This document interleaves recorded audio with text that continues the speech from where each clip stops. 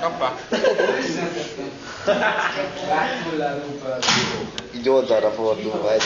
Vedd ki.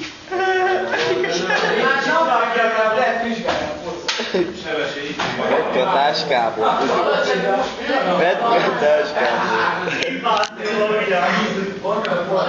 Vedd ki a táskából. Brokkoli. Nem zöldség se látott. Kettes pontot kérem leírni. Sági, ezt mi? Jó, az egyes pontban annyi. Már elkezdtem írni. Jó. Kaja. Egyes pont. Melyik példa? Ez mi? Nyúlpörka? Melyiket? Finom nyúlpörköt kell. Ki tudod írni? Te hülye vagy, nem? Vedd ki, mutasd meg, hagyj videózom le, vedd ki a táskából. Nyisd ki. Sági. Egyet. Sági, te éces vagy?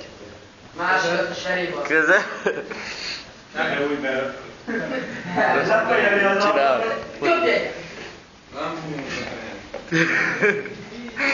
Egy pörkölt fokedli, egy csari a mamáé. Mi hangja?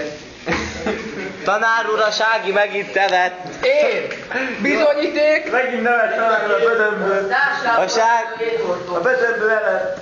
Tanár úr, a Sági megint tevet. Nem ettem, hazudnak. Abban a mérgező valamiből. Ételmondó veled, jó? Én mit ettem, mondjad már meg. Valami, nem tudom olyat, Te hogy... szoktál, hülye gyerek. Na, nem van írva az első pont. Itt fog maradni a társaság. Most már után leírni. Dehogy is maradok itt. Hol ész majd Orvás, ügyet? ott van. Mindenkinek hangja. Hallod? Tele van ilyenekkel. Ilyen pörög, ilyen részsel. Ilyen résszel. Ez ilyen résszel. Bazd neki vissza. Bazd neki vissza. Brokkoli. Mutasd hogy a tanár úr, a Sági adott annyit, amit bele Én csak mondtam, hogy fogja meg egy kicsit. Abból eszik. Abból szokott tenni. De tiszta gusztustalan.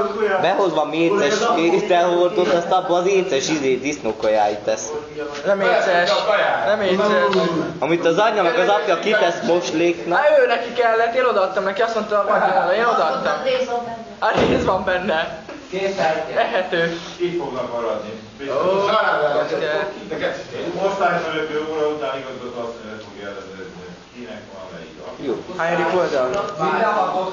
De akkor a Ságit megverem út közben. első kettőt leírtam. Jó? Jó van. Ezer mekkora testnek.